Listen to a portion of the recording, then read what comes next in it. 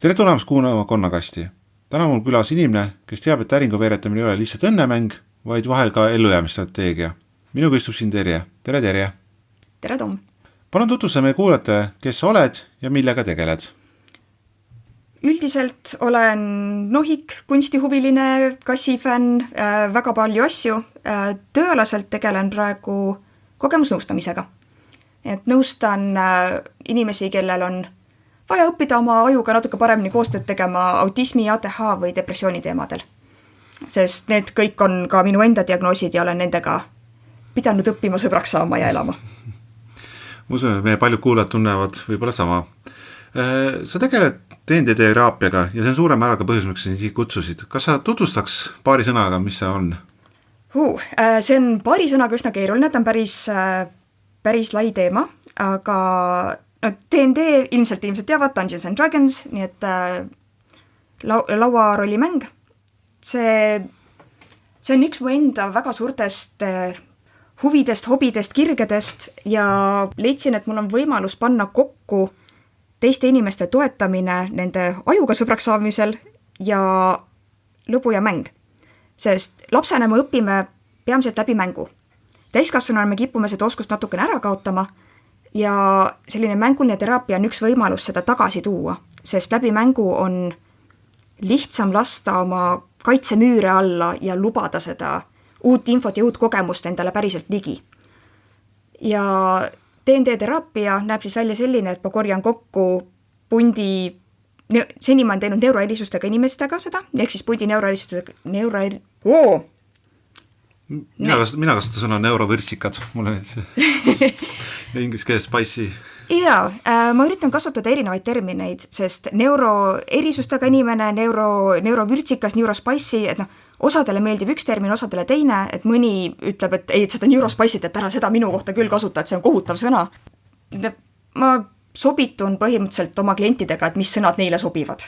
Et ei tekitaks juba terminist tõket ette põhimõtteliselt. Aga ma korjan kokku pundi neurospicy'sid inimesi, kes tahavad mingeid oskusi endas arendada. Et olgu need mingid sotsiaalsed oskused, olgu see oskus laua ääres fookust hoida, üldse ennast grupis avada, teisi usaldada ja paneme nende kõigiga eraldi paika, mis nende isiklik arengu eesmärk on.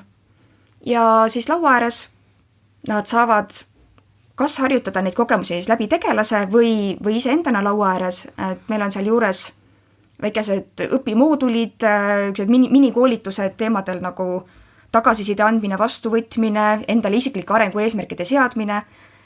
Ühes eelmises osas räägiti juba sellest smart-süsteemist ja selle alusel endale eesmärkide seadmisest. See on täpselt see sama süsteem, mida mina ka seal kasutan. Grupidünaamikast räägime, kuidas üldse suhtlust alustada, kuidas gruppidesse sisse sulanduda, nii edasi.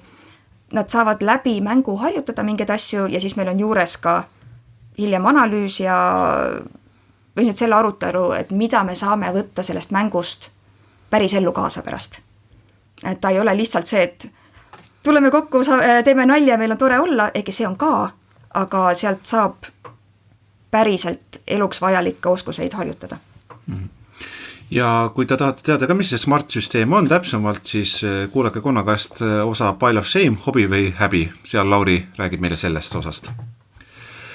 Aga jah, me täna räägime DND-st, vaimsest tervisest ning oleme ausad, need teemad käivad ka miniatuurimängijad, maailma mängijate kohta.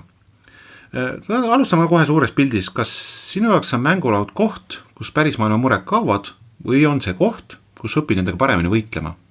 Mõlemat. Sest alustuseks, kui sa tuled sinna laua äärde, minul näiteks on iga esmaspäeva õhtu sõpradega mäng. Üle nädala ma kas ise olen mängujuht või ma olen mängija, erinevad grupid. Ja kui sa tuled tööpäevalt, sul on aju väsinud sellest, mis sa oled seal teinud kontoris, laurumis, mis iganes kohas sa töötad ja sa tuled siis kokku ruumi, kus sa äkitselt ei ole enam Tom või sa ei ole Terje, vaid sa võid olla Serafina, leiutaja ja artificer, kelle muhed on täiesti teistsugused, tema muhe on see, et kuidas me selle draakoni peatame ja nii edasi. Mulle endale meeldib tihti rollimängus hääli teha, et just eristada, millal on Terje ja millal on mingi tegelane.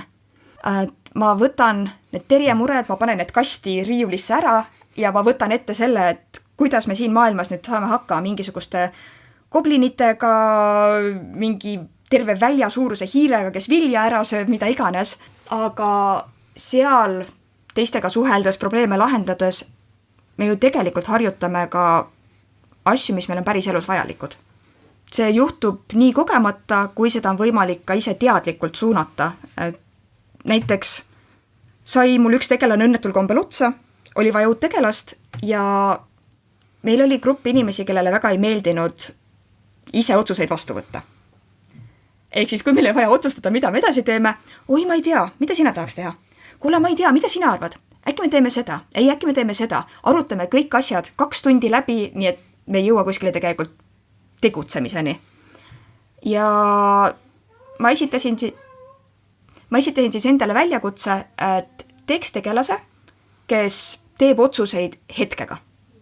Nii et ma esitasingi siis endale väljakutse, et teha endale tegelane, kes teeb otsuseid hetkega, kes ei kõhkle, kes ei kahtle, kelle sügav uskumus on see, et kui ta mingi otsuse teeb, siis see ongi parim võimalik otsus, mida selles olukorras teha sai, sest ta tegi selle ju talle tol hetkel käesoleva info alusel ja isegi kui sellel on mingid negatiivsed tagajärjed, siis vähemalt liiguvad asjad edasi, saab tegutseda. Et otsus on parem kui mitte otsuse tegemine. Ja eks ma alguses põdesin, et kui ma nüüd sellise tegelasega tulen, siis esiteks, kas ma suudan teda välja mängida. Kui ma ise olen selline ärevik, kes tahab ka ju, et teistele meeldiks ja et ma ei tee mingeid otsuseid, mis teistele ei sobi. Et ma pidin väga endaga võitlema ja endale selgitama, et kui teistele miski ei sobi, mida mu tegelane pakub, neil on võimalik öelda ei. Neil on võimalik avaldada oma arvamust. Et see ei ole minu vastutus nuputada, mida nemad mõtlevad, vaid pakkuda enda asjad välja ja jätta ülejäänu nende teha. Ja alguses oli keeruline, aga mida rohkem ma seda leiutajat Serafinat mängisin, kes lihtsalt läks ja tegutses, seda lihtsamaks asi läks. Ja seda rohkem ma avastasin ka seda, et teised ei olnud mu peale pahased. Jah, võis olla konflikte tegelaste vahel, et issand jumal, miks sa niimoodi käitud, kuidas sa lähed lihtsalt ja hakkad mingeid asju tegema, miks sa puudutasid seda asja, mis transportis meid kõiki äkitselt kuskile teise reaalsusesse. Aga laua ääres mängijatena meil oli lõbus, asjad liikusid edasi. Et muidugi jah, kõigega on võimalik minna liiale, et ei jäta teistele enam ruumi ja tegelasena ta seda tegi ka mingitel hetkedel. Aga nõnda selle enesekindla ja otsusevõimelise tegelase mängimine, see hakkas üle kanduma mu päris ellu. Sest ma sain seal selle kogemuse kätte, et hei, kui ma teen otsuse ja ma pakun oma ideid, siis teised ei jäta mind maha, keegi ei ole mu peale vihane, asjad toimivad ja mul on võimalik tegelikult rohkem kogemusi saada. Ja mul on nüüd päris elus palju lihtsam. Aga väga tore kuulda ja selle teema juurde tuleme natuke hiljem veel juurde tagasi ja räägime täpsemalt. Aga ennem räägime natuke neurovürtsikatest ajudest ja reeglite turvavõrgust. Paljud peavad reeglistike, olgu see D&D või Warhammer 40 000, keeruliseks. Sina aga pakuksid välja mõtte, et need reeglid hoopis aitavad meil suhelda. Kuidas nii? No, nad võivad keerulised olla, aga nad on konkreetsed. Ja tegelikult siin võib korraks isegi tagasi minna lapsepõlve. Et lapsena meie jaoks on tegelikult väga oluline, et meil oleks konkreetsed reeglid, sest see annab meile selle turvavõrgustiku ümber. Kui me ei tea, mis on või ei ole lubatud, siis me peame kõike testima ja see on palju ebakindlust, see on palju ärevust. Kui meile antakse konkreetsed signaalid, mis on okei ja mis mitte, siis me oskame selle sees opereerida. Sama on täiskasvanutel, aga see on näiteks autistidel ja ATH-katel suuremal määral oluline, et oleks need konkreetsed suhtlusreeglid näiteks teada, sest meie suhtlus on nii erinev neurotüüpilistest inimestest. Neurotüüpiline ehk siis see nii-öelda tavapärane norm ja nii edasi, et kellel ei ole sellist neuroerisust nagu näiteks ATH või autism. Oma kogemusest minul hakkas juba lapsepõlvest ja eriti veel teismeeast tekkima tunne, et kõik teised on saanud mingisuguse juhiste raamatu, kuidas käituda, kuidas olla, mis kehakeel on õige, kuidas silma vaadata, mida iganes, ja mul jäi see õpiks saamata. Mul ei olnud seda infot, ma ei osanud õigesti olla, käituda, seista, silma vaatamine oli ebamugav, nüüd ma hakkasin seda harjutama, et kuidas seda üldse teha. Ja kõik see ebakindlus, et miks ma ei tea, millised need reeglid on, kui kõik teised teavad. See on päris hirmus ja sealt tuleb väga palju selliseid nii-öelda apsakaid sisse, mis minu jaoks on loomulik käitumine, aga neurotüüpiliste reeglite järgi see võib olla näiteks ebaviisakus. Teadmatus üldiselt on üks suurimatest hirmutekitajatest. Et kui sulle antakse ette konkreetsed reeglid, olgu need suhtlusreeglid, olgu need mängureeglid, siis sa tead, kuidas nende sees opereerida ja see võtab ärevust maha. Kas neuromitmekesise aju jaoks on selgelt defineeritud reeglid mingi määral nagu sotsiaalne kark või tugi, millele toetuda? Absoluutselt. Et kui ma ise teismelisena, ma ütlesin reaalselt kehakeeleõpikud ette. Et teada, kuidas peaks olema, nii et see näeb viisakas välja. Aga ma tegelikult laiendasin seda ka natukene teistesse kohtadesse. Mul oli keeruline sügavaid sõpruseid leida. Mul oli alati tunne, et kui keegi minu jaoks oli minu parim sõber, mina olin tema jaoks üskil, ma ei tea kus seal järjekorras, ma ei olnud kellegi jaoks number 1 suurem osa oma elust. Ja sõprusgruppidega oli sarnane tunne, et ma olin nagu amööb, kes võis erinevate gruppide vahel ringi liikuda, mind otseselt ära ei jäetud kuskilt, aga mind ei kutsutud ka väga kuskile. See ei, miski minus oli teistmoodi, millest teised said aru ja see oli võõrastav nende jaoks. Mida täiskasvana ma nüüd mõistan, et jah, ma olingi põhimõtteliselt väike tulnukas teiselt planeedilt ja neil ei olnudki oskuseid, kuidas minusuguse inimesega toime tulla. Ja millega ma hakkasin siis tegelikult endale sõpru leidma, nii keskkoolis kui sealt edasi tegelikult juba ülikooli ajal, lauamängud. Kui sa lähed pärast loengut, hõikad välja, et hei, mul on kaasas selline lauamäng, kes tahab mängida, siis see tekitab juba mitu toredat raamistikku ja reeglipära sinna ümber. Esiteks, mu ümber kogunevad inimesed, kes on minu moodi lauamängunohikud.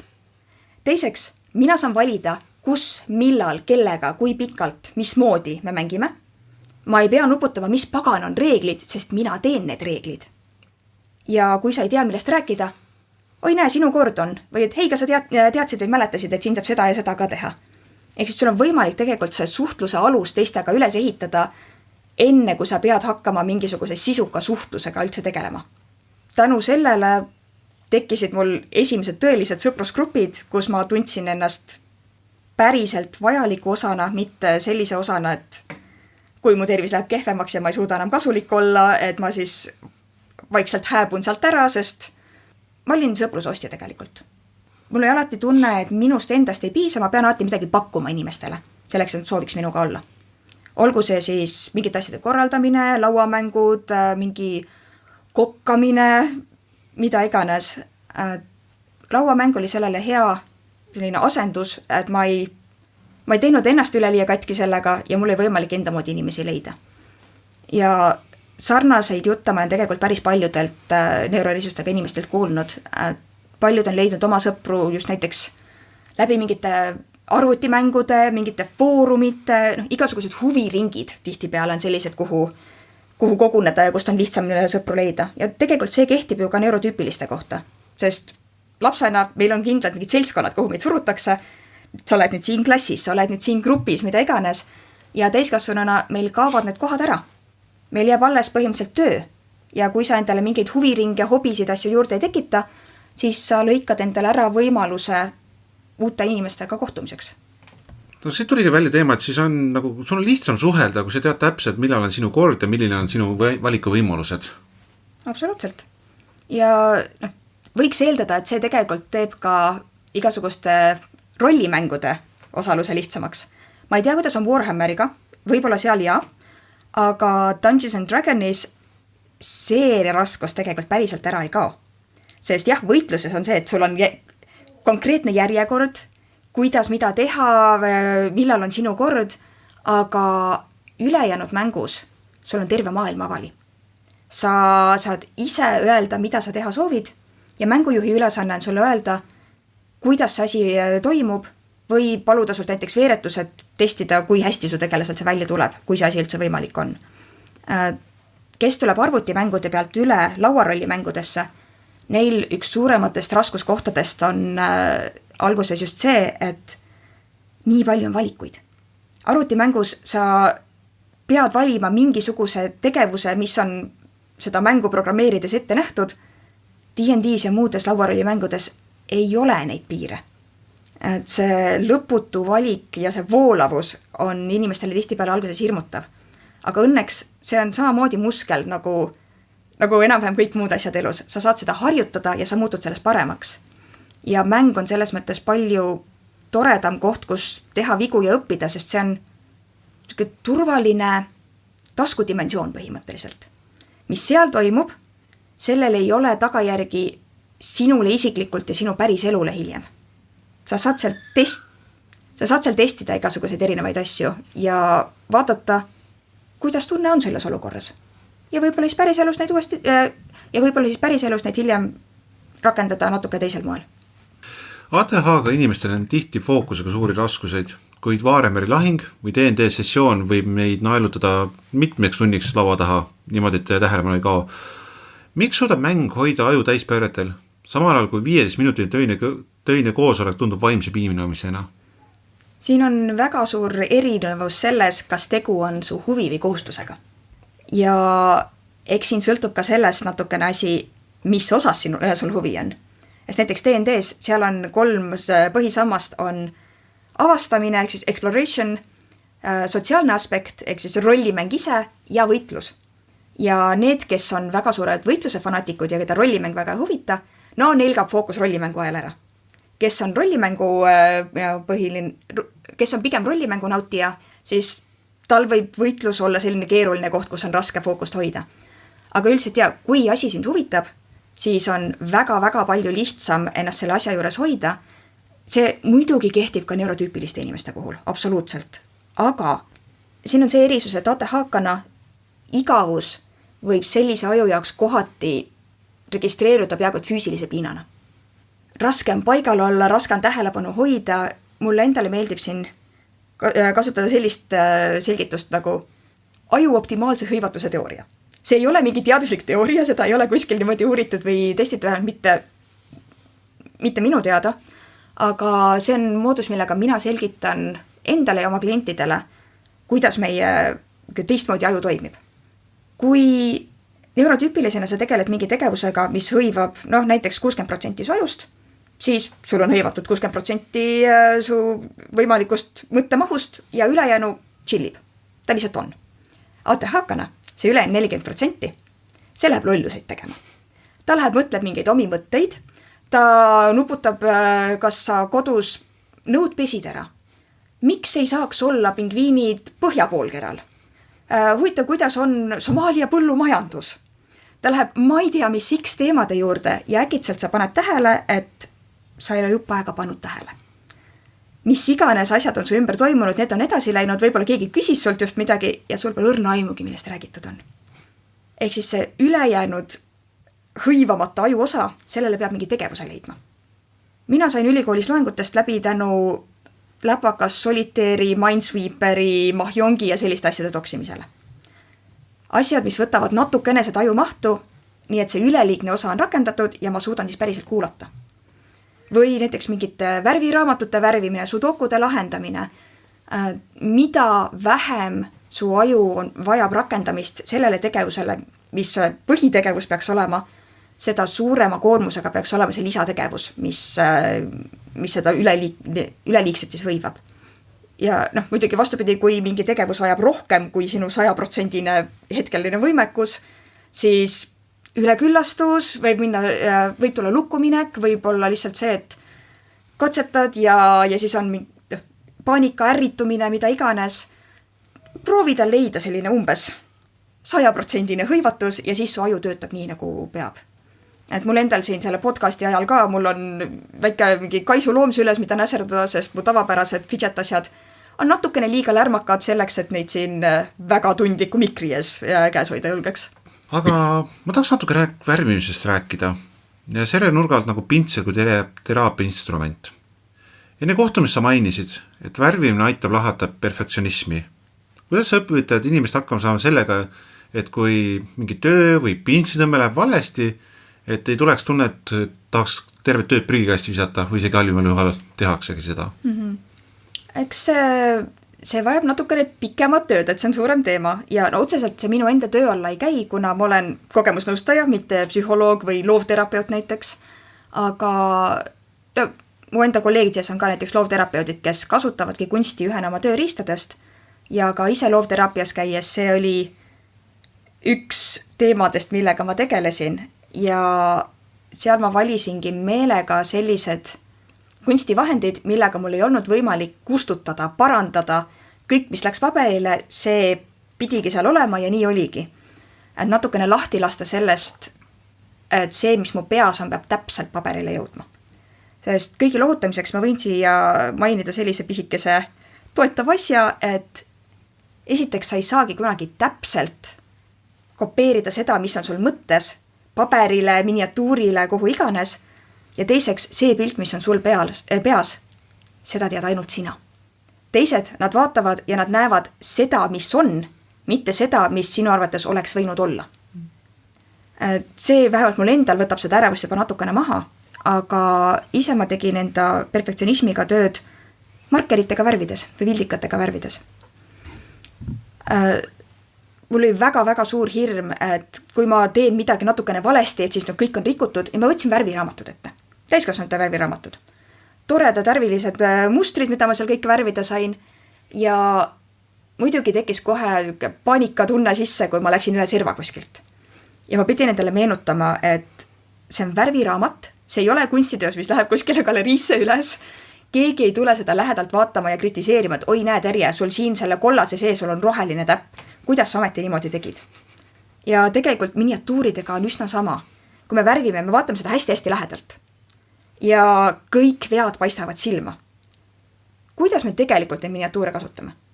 Kui sa just ei tee mingisugust näituse tükki kuskile võistlustööd, mida iganes, see su väike miniatuur, ta istub sinust päris korralikul kaugusel, laua peal, koos teiste minidega. Keegi ei pane tähele, et seal mingi üks asi on natukene teistmoodi, et seal mingisugune värv on natukene vale tooni, et sul on läinud raudrüü pealt see metallik natukene mingisuguse nahast osa peale. See ei paista silma, ainus, keda see häirib, on sina ja sinu perfektsionism. Et kui proovida sellega natukene rahu teha, ja ma päriselt soovitan, võtke mingid värviraamatud asjad ja värvige vildikatega. Ja kui läheb midagi valesti üle serva, mida iganes, hingake rahulikult sisse välja ja öelge endale, sellel ei ole vahet. Las see olla ja jäta see sinna. See on väga hea nõu. Ma isegi mõtlen, et peaks isegi proovima seda. Miniatuuride värvimine on samas ka väga taktiilne tegevus. Kuidas mõjub pintsi surve või miniatuuri hoidmine inimesele, kes on sensoorselt ülitundlik? Ma päris täpselt ei oska öelda, sest autism ja kõik need erisused, nad on spektrumid. Mul endal nende asjadega otseselt mingit probleemi ei ole. Et see ei ole koht, kus minu ülitundlikkused on, mul pigem on helid, valgused, mul on ka tekstuurid, aga miniatuuri ja värvide tekstuurid mind ei häiri. Küll aga osadel võib olla selline sensory ick, et ongi sensoorselt rõve tunne, et kes ei suuda mingit asja näiteks käes hoida. Paljudel igapäevane näide, nõudepesu. No ei suuda, rõve tunne on kätel või et ei saa teha seda, et sul on käed jälle märjad ja sa pead jälle kuivatama. Ma ostsin endale kindad, millega nõusid pesta. Et kui ongi mingid suuremad, rõvedamad, rasvasemad asjad pesta, paned lihtsalt need kätte. Samamoodi värvimisel on ka võimalik neid kasutada, et hoida oma käed puhastena, kui on see värvide kätele sattumine näiteks rõvedus. Ja kui tunned, et hakkab tekkima mingisugune üleküllastus või midagi on liiga palju, vaadatagi, et kas on mingeid asju, millega sul on võimalik oma neid tõkkeid eemaldada, et mis on su mure, mis tekitab seda stressi halba tunnet.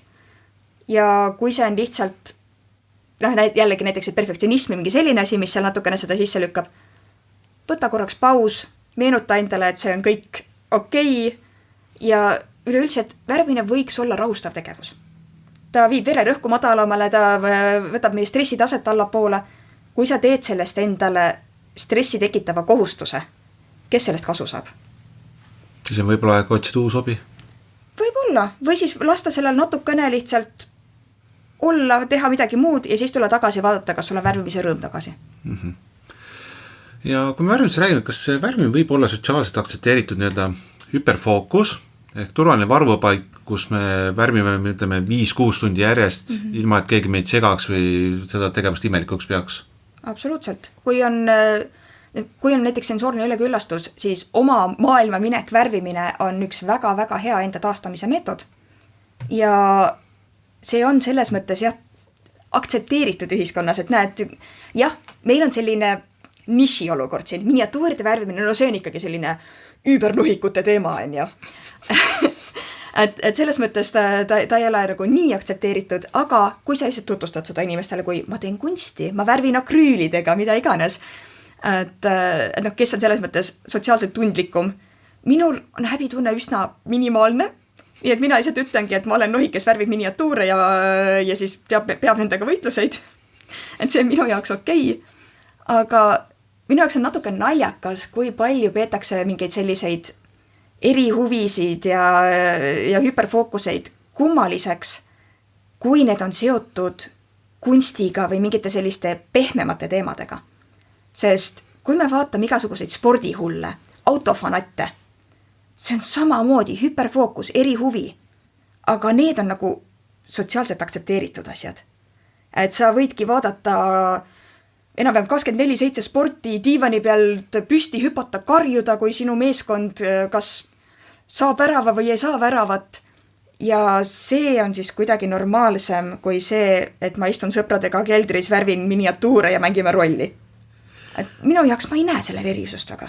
No tegelikult ei olegi, sest need on samas spektrumis inimesed lihtsalt teise suunaga. Täpselt. Lihtsalt ühed on sotsiaalselt kuidagi esiplaanile toodud ja normaliseeritud ja teised on siis selline niši teema. ATH-ga on tihtipeale projektide alustamine väga lihtne, aga just see lõpule viimine kipub olema raske. Miks on just nende tööde lõpetamine nii palju raskem kui mitte vürtsika ajuga inimesele? See tegelikult võib olla nii ja see võib olla ka täiesti vastupidi, sest ATH-kal võib esineda raskuseid alustamisel, edasiviimisel ja või lõpetamisel. Mõnel on need kõik, mõnel on neist 1 või 2. See sõltub hästi palju inimesest, sest et jällegi ATH on spektrum. Need kõik 3 kuuluvad tegelikult madalama taseme täidesaatvate funktsioonide alla. Et inglise keeles tihtipeale teatakse pigem selle fraasi executive dysfunctioning, et aju ei tee kaasa neid asju nii nagu vaja, et need on need täidesaatvad funktsioonid eesti keeles. Et kõrgemal tasemel kuuluvad siin alla tegelikult veel näiteks planeerimine, probleemide lahendamine, mis samamoodi mängivad tegelikult nii värvimise kui lauarolli mängude juures rolli. Need kõik võivad ATH ajule päris keerulised olla, sõltuvalt inimesest, sõltub ka tema väsimustasemest, sõltub sellest, kas ta on võtnud ATH ravimeid, kui palju ta on kofeiini tarbinud, seal on nii palju neid näitajaid. Aga kui tegu on juba sinu enda erihuviga, siis jah, tihtipeale see alustamise tõke on sealt väiksem. Ehk siis sul ongi võimalik juba seal asjaga algust teha, sa saad sellest sealt selle dopamiini kätte, et ma suutsin midagi teha, nii tore, aga kui siis selle asja edasiviimisel tulevad mingisugused raskused, mingid tõkked ette, siis on juba see tunne, et ma ei saa siit seda positiivset laksu niimoodi enam kätte või sa teed sellest endale kohustuse. Et ma alustasin selle, nüüd ma pean selle ju juba lõpule viima. Ehk siis sellest, et ma saan, võin, tahan, saab, ma pean, mul on kohustus. Ja kohustused neuroerisustega ajudele tihtipeale ei meeldi. Jah, need ei meeldi ka neurotüüpilistele, aga meie ajutüübile viskab see palju kiiremini sellise ploki ette, et sealt on päris raske läbi saada. Kui ma tohin natukene siin seda tausta seletada, et miks ATH aju niimoodi üldse toimib. Ma väga ilusat teaduslikku teksti ei oska rääkida, sest ma olen ise ka ATH, kas mul lähevad täpsed terminid meelest ära, aga hästi lihtsal tasemel. ATH ajus on dopamiini ja norepinefriini, ehk siis 2 väga olulise, üks sõna meelest, 2 väga olulise hormoon, there we go, 2 väga olulise hormooni tase on paigast ära. See on kas väga madal, kohati lausa olematu ja kui nende hormoonide tase ei ole paigas, siis ongi väga keeruline mingeid tegevusi alustada, tegevusi vahetada, sest need on need asjad, mis annavad meile võime sellest algsest tõkkest üle astuda. Näiteks ATH aju on väga keeruline motiveerida sellega, et hei, kui sa lähed õppima ülikooli, sa teed oma selle mingi 3 aastat, 5 aastat, 10 aastat õpinguid ära ja siis sul on võimalik saada oma unelmate tööle. See ei motiveeri ATH aju piisavalt, sest esiteks, ajataju on enamusel ATH-katel päris kohutav. Nii et samaaegselt on see asi homme ja mitte kunagi. Ja teiseks, me ei saa nende asjade tegemisest sellist dopamiini, nagu saavad neurotüüpilised. Sest meie aju on juba nii nende hormoonide näljas, et meil on vaja midagi, mis annab nüüd kohe selle hea tunde, selle dopamiini laksu kätte. Mistõttu me satume ka kergemini igasuguste sõltuvuste orki, miks me alustame suure hooga erinevaid asju, et saada seda dopamiini kuskilt kätte ja niipea, kui see enam ei anna seda laksu, siis järgmine asi ja siis on süütunne, et oi, ma investeerisin aega, raha, materjale, mida iganes ja nüüd ma ei tegele enam selle hobiga. Et me tekitame ise neid tõkkeid natuke juurde, aga algtasemel tuleb see probleem juba sellest, et meie aju ei oska ennast ise motiveerida. Nii et kui sa juba suudad endale anda seda motivatsioonilaksu mingite teiste asjadega natukene juurde, jah, nohikute maailmas sport on üsna põlatud asi tihti peale. See on kahjuks üks asi, mis meil neid tasemeid reguleerida saab väga ilusti. Aga lisaks ka igasugused muud baasvajadused nagu normaalselt toitumine, et sa viisalt vedelikke jood. Vett, mitte ainult Coca-Colat. Et sa saad normaalselt magada, et kõik need asjad juba tegelikult toetavad seda, et su aju saaks normaalselt toimima hakata. Aga jah, ATH-ajuga need asjad on raskemad, mis ei tähenda seda, et need on võimatud. Et ma ei poolda seda, kui kasutatakse oma diagnoose mingi õigustusena või vabandusena, et aga ma ei saagi ju seda teha, sest et mul on ATH või ma olen autist. Ei, mul on raskem seda teha, sest mul on ATH või ma olen autist. Aga mul on võimalik kasutada erinevaid tööriistu, et ennast aidata. See on väga huvitav kuulata, kuidas ma tunnen enda märke ära, kuidas ma tunnen oma sõprade märke ära, kuidas kõik nagu kuuled. Eks nendes hobides on tegelikult väga-väga suur osakaal neuroerisustega inimestel. No jaa, ma olin ju oma keskkonna, et neid neuroinimesed kokku tuua ja Teptuses loomulikult sai selle mõttega loodud. No täpselt. Aga tuleme tagasi DND juurde ja räägime veel võtmes rollimäng kui turvaline keskkond. Kuidas aitab rollimäng harjutada nii-öelda maski mahavõtmist? Ma alustuseks korraks seletaks, et mida see mask üldse tähendab, et neile, kes ei ole sellest teemast väga teadlikud. Me kõik mingil määral maskime. Kui sa oled kodukeskkonnas, sa käitud ühtemoodi, ülemustega sa räägid teistmoodi kui oma lähedaste sõpradega, nii edasi, et meil kõigil on mingid sotsiaalsed maskid niikuinii. Aga kui sa juhtud olema autist, ATH puhul ka, aga eriti autistidel, on see maskimine täiesti teisel tasemel, sest me saame väga varasest noorusest juba signaale, et me oleme valed, me ei sobi. Mida varem sa oma diagnoosid saad, seda suurema tõenäosus, et sa kasvad üles enesekindlama inimesena, kes mõistab oma erisusi ja ei tee ennast nende tõttu maha, aga kui sa ei ole diagnoositud, kui sa ei tea, miks sa oled teistmoodi, sa hakkad ennast võrdlema teistega. Sa näed, et nemad käituvad niimoodi, minu jaoks on ebaloomulik, aga selleks, et ma sobiksin sinna, ma pean ennast muutma, ma pean olema selline nagu nemad, et sobituda. Või kui me üritame ise endana olla, siis me saame signaal, et tubli tüdruk nii ei käitu, nii ei ole viisakas, miks sa niimoodi oled, miks sa oled nii veider, miks sa oled selline, mis sul viga on. Ehk siis me õpime seda päris ennast ära peitma selle sotsiaalselt aktsepteeritud maski taha. Ja need maskid võivad olla hästi-hästi erinevad sõltuvalt seltskondadest, sest autist on oma olemuselt, või mitte oma olemuselt, sunnitud olemuselt kameeleon. Kuna igas keskkonnas on natuke erinevad inimesed ja me tahame nii väga olla mõistetud ja sobituda, siis me muudame end selleks, mida me arvame, et see seltskond vajab. Rõhksõnal arvame. Sest kuna me tegelikult ei tea, me ei saa teistele inimestele pähe vaadata, võib-olla neile just väga meeldiks päris meiega olla, aga me ei julge seda päris ennast näidata. Sest me oleme saanud nii palju negatiivseid signaale selle enda näitamise peale. Aga rollimängus on siis hea võimalus katsetada, et kui ma teen tegelase, kes selles osas näiteks käitub nagu mina, kuidas teised sellele reageerivad? Kas see tegelane meeldib neile? Kas on negatiivsed tagasisidet tema käitumisele? Et sa saad testida endaks olemist ja põhimõtteliselt peituda selle vabanduse taha, et aga see tegelikult mu tegelane. et see ei ole mina, ehkki sa tegelikult sisimas oled seesama. Ehk siis mängu mina varjus on olla julgem päris mina. Jah, sest seal on lihtsam lubada endale vigade tegemist, sest see on ju tegelane, mitte sina. On tugevam turvatunne ka sellest, et kui sa mingeid imelikke asju teed, siis sa tead, et teised näevad seal tegelast pigem seal, mitte sind. Ja kui sa seal saad neid asju piisavalt harjutada ja katsetada, siis sul on võimalik sealt minna natukene julgemalt edasi päris endana äkki. Tegelikult, kui me nii palju maskime, me üritame olla keegi teine, me ei tõmba ka ligi neid inimesi, kes päriselt meiega sobivad. Kui me üritame pidevalt ennast muuta kellekski, kes me ei ole, siis kas see saab olla päris sõprus, kui nad tegelikult sind ei tea? Ja kui on see hirm, et hoiad, aga äkki päris mina ei meeldi neile, ja siis sa ei saagi maailmas kõikidele inimestele ju meeldida.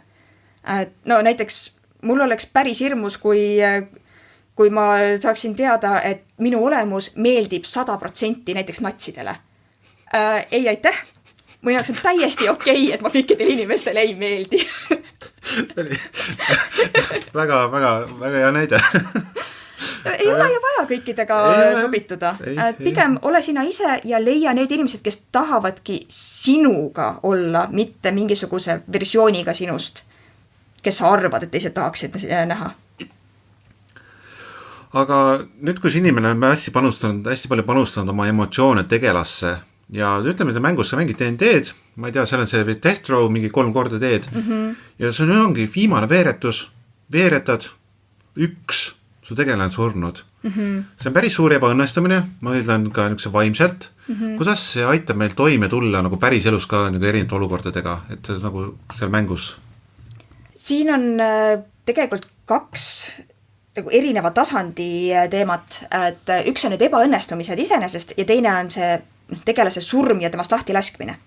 Et ebaõnnestumine ise, jah, kui me oleme teinud tegelase, kelle puhul me tahame, et ta on mingi superakrobaat näiteks ja ta tuleb toime igasuguste võrratute trikkidega, võib-olla ta oli tsirkuse esineja, mida iganes, ja siis sa tahad, et su tegelane hüppab ühelt katuselt teisele ja mängujuht palub, et okei, veereta mulle nüüd see acrobatics check, et kuidas sul see välja tuleb, ja sa veeretad ja sa saad 1.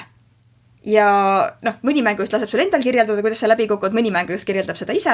Ja siis näiteks saadki kirjelduse, et sa üritad hüppad sealt ühelt katuselt teisele ja su jalg libastub ja sa lendad lihtsalt lapiti vastu vastasmaja, ja et sa libised sealt nagu multikategelase mööda seina alla põhimõtteliselt.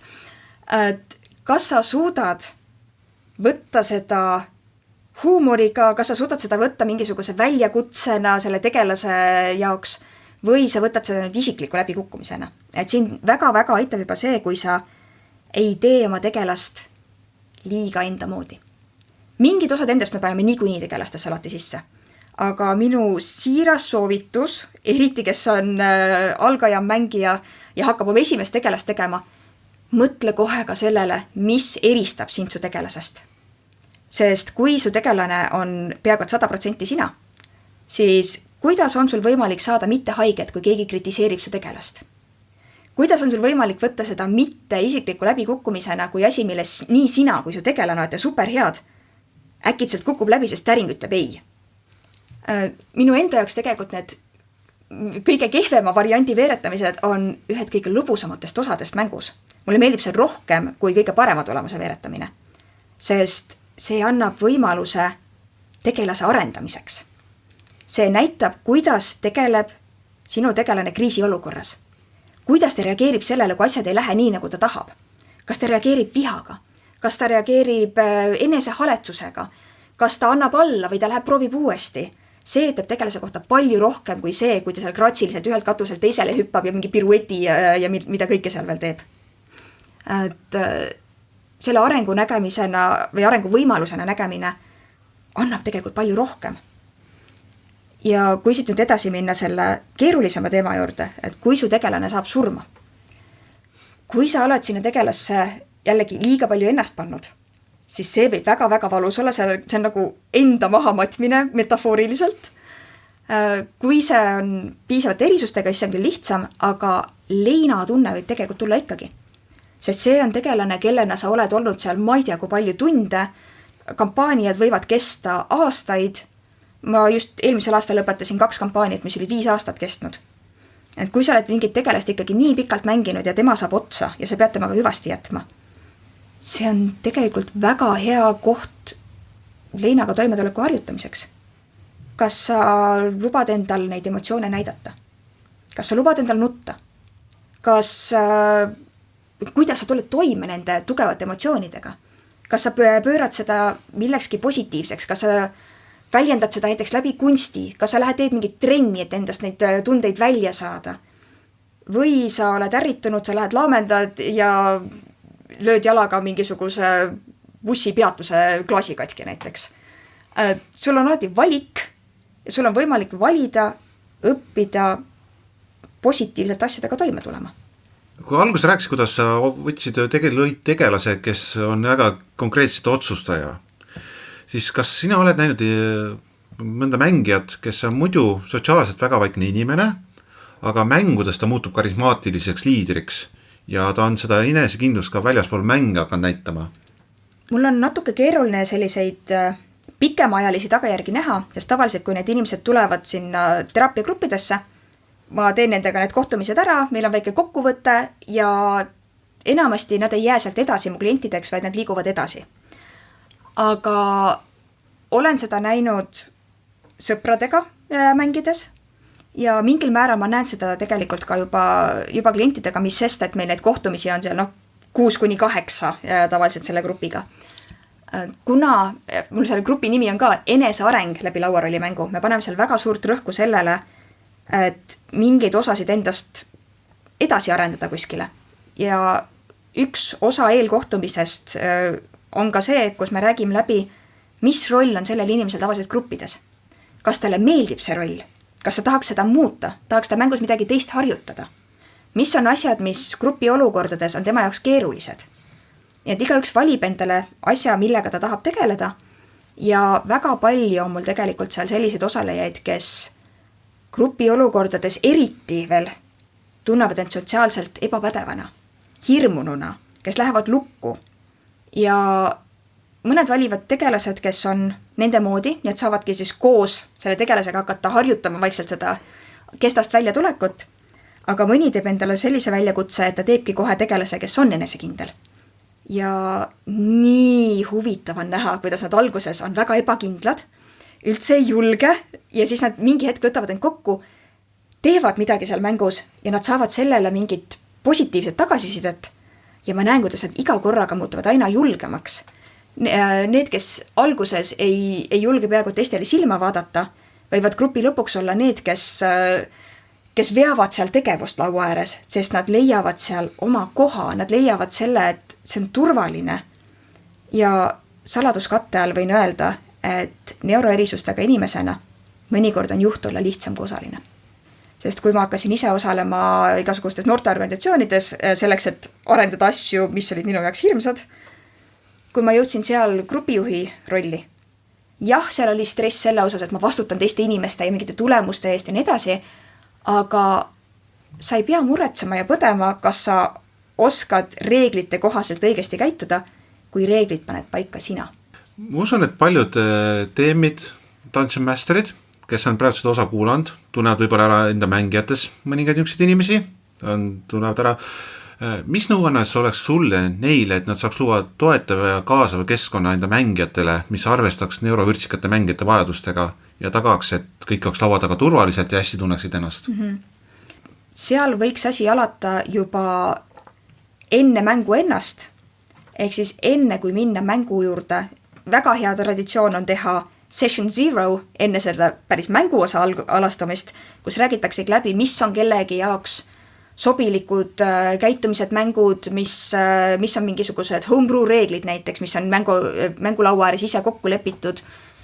Mulle endale meeldib väga kasutada sellist asja nagu consent sheets for triggers.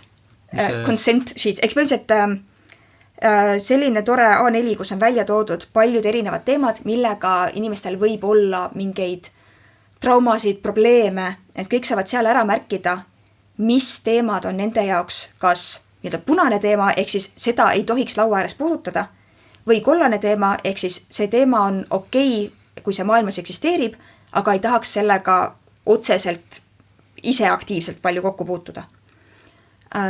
Minu enda mängudes on alati automaatselt blokeeritud kõik seksuaalse vägivalla teemad, sest esiteks sellega väga-väga paljudel niikuinii halbu kogemusi, kaasa arvatud mul endal, ja mul endal on ka posttraumaatiline stressihäire nende teemadega seotud ja ma ei tahaks keset mängu saada sellist triggerit, mille tõttu ma olen flashbackides 2 päeva täielikult ära omadega põhimõtteliselt. Samamoodi ma ei taha ka teha kogemata liiga oma grupis osalejatele. Nii et kui kellelgi on näiteks meeletu ämblikufoobia, siis ilmselgelt ma ei pane hiidämblikke sinna vastaseks. Kui just see mängija ise ei ütle, et kuule, mul on ämblikufoobia, ma tahaks sellega tegeleda, kas sa aitad mind? See on ainus moodus, kuidas ma paneksin sisse kellelegi jaoks mingisugused väga ebameeldivad või lausa ohtlikud teemad.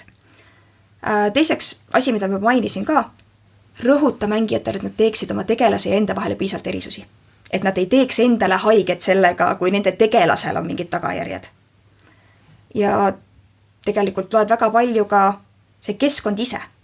Kas see ruum, kus te olete? Kas seal on väga palju üldmüra? Kas seal on mingeid kohti, kus on võimalik pauside ajal minna ennast omaette laadida näiteks?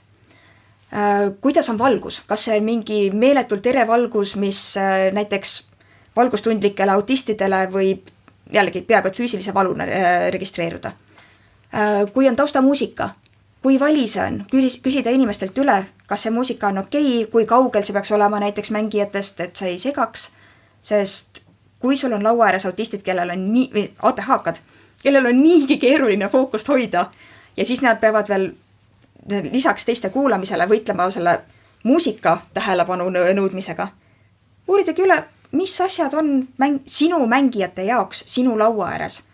Toetavad, häirivad.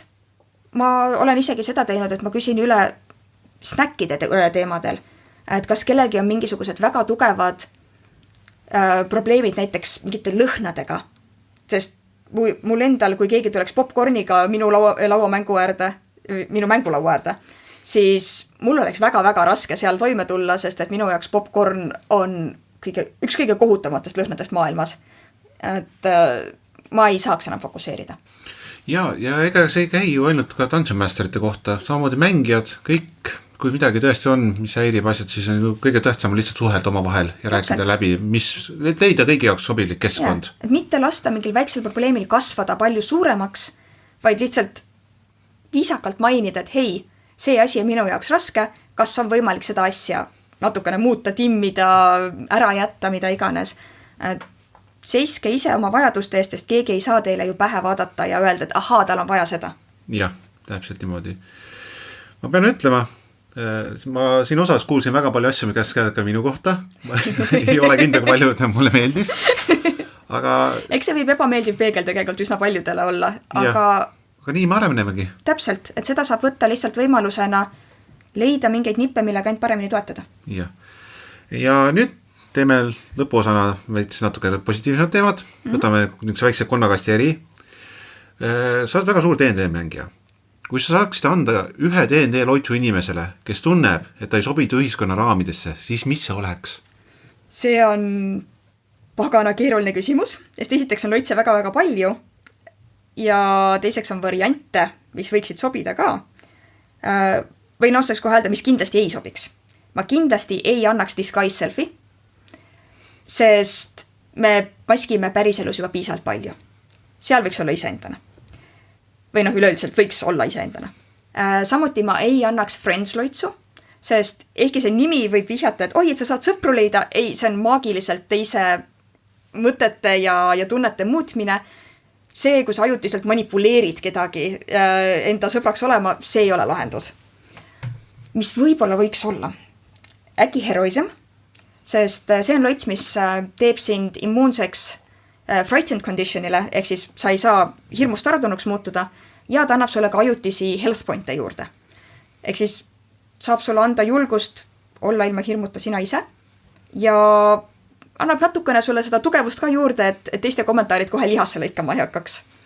Või siis naljavariandina võiks olla ka locate animals or plants, Sest kui ei tule inimestega suhtlemine nii hästi välja, siis sul on võimalik 5 miili raadiusest leida mingisugune konkreetne loom või taim, kellega siis natukene aega veeta ennast maandada. Ja enda puhul ma ilmselt kasutaksin seda ükskõik kus kasside otsimiseks. Ja tead, sa ütlesid see heroism spell ja hakkasin kohe mõtlema, et see on ju tegelikult ju loits, mida me saame kõik teha. Kas minna jalutama, kas minna trenni, võtta julgus kokku ja proovi mingi uut füüsilist tegevust, mis aitab ka meie ajul paremini hakkama saada muude asjadega. Täpselt. Et see ei ole asi, mis on vaja loitsuna teha. Seda saame ise ka teha, lihtsalt on julgust vaja. Ja see on üleüldiselt hea lõõgastus, kui sa kipud olema inimene, kes pigem teeb ajuga tööd ja kelle muud hobid on ka pigem sellised Mõtlevad, jaa. Et kui sul on väsimus ja stress vaimsetest asjadest, siis tihtipeale aitab lõõgastuda just füüsiline tegevus. Ja kui sul on kurnatus just füüsilise poole pealt, siis on hea teha mingeid vaimseid asju. Jah, näiteks rollimängud. Täpselt. Nii, mõlemad toetad 11. Sa oled nüüd grupiteraapia päris kaua teinud. Kas sul on mingi hea mälestus või kõige ilusam hetk, kus mäng ja teraapia on üheks saanud? Jälle keeruline küsimus, sest ilusaid hetki on palju. Kui sa küsid autistilt mingi asja kohta, mis on kõige-kõigem, siis ilmselgelt ta peab ju peas läbi töötama kõik võimalikud variandid, sest muidu sa võid ju vale asja öelda. Ma ise tihtipeale harjutan ennast pigem küsima, et mis on üks mingi ilus hetk või asi, sest ma ise lähen tavaliselt tukku selliste küsimuste peale. Mis on üks? Üks mõte mul tegelikult täitsa on peas. Oli üks osaleja, kes oli nii meeletult häbelik, et ta julges vaevu teistele otsa vaadata. Ja meil oli seal lauares see Ikeast pärit see suur tore hai.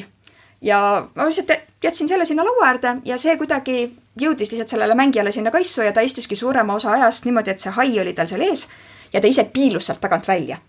Nii et enamasti tema enda nägu ei olnudki väga näha, oli hai, oli tukk ja olid silmad. Ja mida sessioonid edasi läksid, seda rohkem ta hakkas sealt tagant välja tulema. Nii tema tegelane sai julgust juurde, kui ka mängija ise, kuni lõpuks ta ei olnud enam peidus, ta ei kasutanud seda haid enam kilbina enda kaitsmiseks, vaid ta julgeski olla temana seal laua ääres. Ta naeratas, ta suhtles ja see oli minu jaoks nii südant soojendav.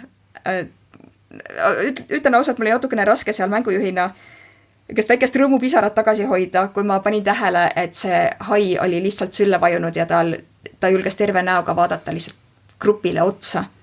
Sest kui sa oled inimene, kes on harjunud, et sa pead pidevalt ennast kaitsma, sul on igas olukorras, igas seltskonnas on ohtlik, sa ei sobi ja mingid asjad on sinust nagu vastuvõetamatud võib-olla osadele ja siis sa oled kohas, kus tahetakse olla just sinuga.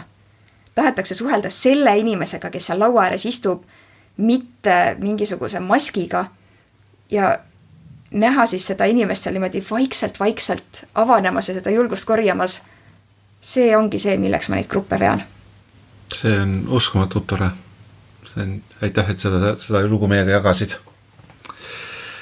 Aga Terje, mis on sinu järgmine suur missioon selle vaimse tervise ja mängude maailmas? Hetkel on mu missioon lõpetada edukalt oma 6. lauarollimänguteraapia grupi vedamine. Ma tahaks natukene ühtlustada endal neid materjale ja plaane, et ma teeksin natuke vähem endale liiga neid asju ette valmistades, sest see on väga-väga suur eeltöö alati. Ja tuleviku mõttena mul on väikene iva peas arenemas, et äkki saaks sellist asja laiendada, leida veel mõned inimesed, kes on sarnase profiiliga, kellel on kogemust nii rollimängude vedamisega kui vaimse tervise teemadega ja tekitada selliseid gruppe juurde. Sest praegu enda teadmise järgi ma olen Eestis ainus, kes sellist asja teeb. See oleks väga tore. Ma loodan, et see õnnestub. Aga minu poolt suur aitäh, et tulid, Terje. Aitäh, et kutsusid. Jah, kalli kuulajad, ma loodan, et teile ka meeldis. Kui teile tekkis mingi küsimus või mingi teema, mida võiks veel arutada, siis andke meile teada, sest meile väga meeldis seda teha siin. Ja aitäh kuulamast ja nüüd ongi Konn kastis.